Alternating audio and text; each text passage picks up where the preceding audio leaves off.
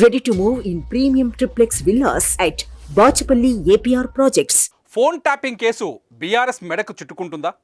పట్టుబడ్డ police అధికారులు గుట్టు విప్పబోతున్నారా? ఇప్పటిదాకా పోలీసులే దొరికారు, ఇక పొలిటీషియన్స్ వంతు వచ్చిందా? బీఆర్ఎస్లో కొందరు రాజకీయ నాయకులను అదుపులోకి తీసుకునే అవకాశం ఉందంటూ చర్చ జరుగుతోంది.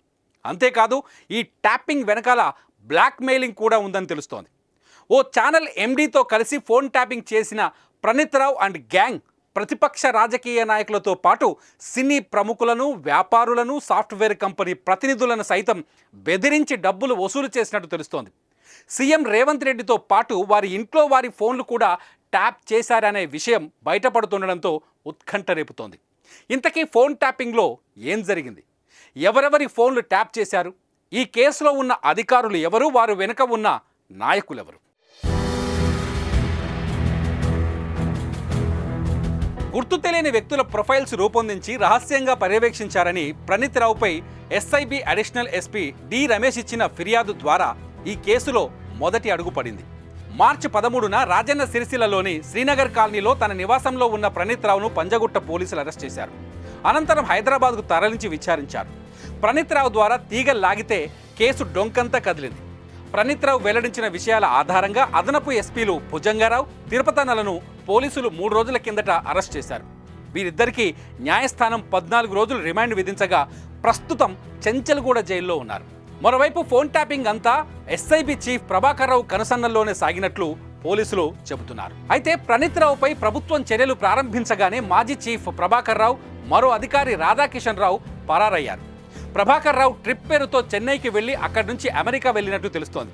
ప్రభాకర్ రావుతో పాటు టాస్క్ ఫోర్స్ మాజీ డీసీపీ రాధాకిషన్ రావు, అలాగే ఓ ప్రాంతీయ మీడియా ఛానల్కు చెందిన సీనియర్ ఎగ్జిక్యూటివ్పై కూడా పోలీసులు లుకౌట్ నోటీసులు జారీ చేశారు. రాజకీయ ప్రముఖులతో పాటు రియల్ ఎస్టేట్, ఫార్మా, సాఫ్ట్వేర్ కంపెనీల యజమానుల ఫోన్లను ప్రణీత్ రావు గ్యాంగ్ ట్యాప్ చేసినట్టు తెలుస్తోంది. ప్రతిపక్ష నేతలతో టచ్లోకి వెళ్లిన లీడర్స్ వ్యాపారులను బెదిరించినట్లు సమాచారం. వారి ఫోన్లను ట్యాప్ చేసి ఆ వాయిస్లను వారికే వినిపించి బెదిరింపులకు పాల్పడినట్లు ఆరోపణలు వస్తున్నాయి. ఆ ఆడియోలు బయటకు రాకుండా ఉండాలంటే బీఆర్ఎస్కు విరాళాలు ఇవ్వాలని కూడా డిమాండ్ చేసినట్టు విచారణలో తేలుతుండడంతో ప్రకంపనలు మొదలయ్యాయి. అప్పటి ప్రతిపక్ష నేతగా ఉన్న సీఎం రేవంత్ రెడ్డి ఫోన్నే కాకుండా ఆయన ఇంటినే ప్రణీత్ రావు టీం ట్యాప్ చేసినట్టుగా తెలుస్తోంది.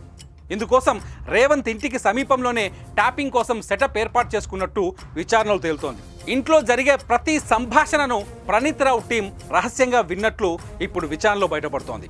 తెలంగాణ నేతలతో పాటు కర్ణాటక కాంగ్రెస్ నేతల ఫోన్లు కూడా ట్యాప్ చేసినట్లు బయటపడడంతో హాట్ టాపిక్గా మారింది ఈ అంశం. అయితే ఇదంతా బీఆర్ఎస్కు చెందిన కీలక నేతలు కనుసన్నల్లోనే జరిగినట్టు ఆరోపణలు వస్తుండడంతో కేసు మరింత కీలకంగా మారుతోంది. దీని వెనుక ఉన్న బడాబాబులు ఎవరన్న దానిపై పోలీసులు దృష్టి సారించారు. భుజంగారావు, తిరుపతన్న, ప్రణీత్లను కలిపి విచారిస్తే మరింత సమాచారం వస్తుందని భావించిన పోలీసులు వారికి కస్టడీని కోరుతూ పోలీసులు నాంపల్లి కోర్టులో మంగళవారం పిటిషన్ దాఖలు చేశారు. వీరిచ్చిన సమాచారంతో పోలీసులు ముందుకు వెళ్లనున్నారు. ఏదేమైనా ఫోన్ ట్యాపింగ్ వ్యవహారం బీఆర్ఎస్ మెడకు చుట్టుకోవడం ఆ పార్టీ నేతలను ఆందోళనకు గురి చేస్తోంది.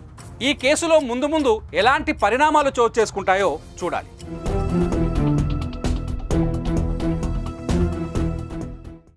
సుమన్ టీవీలో మీ పర్సనల్ అండ్ బిజినెస్ ప్రమోషన్స్ కోసం కింది నెంబర్కి కాంటాక్ట్ చేయండి.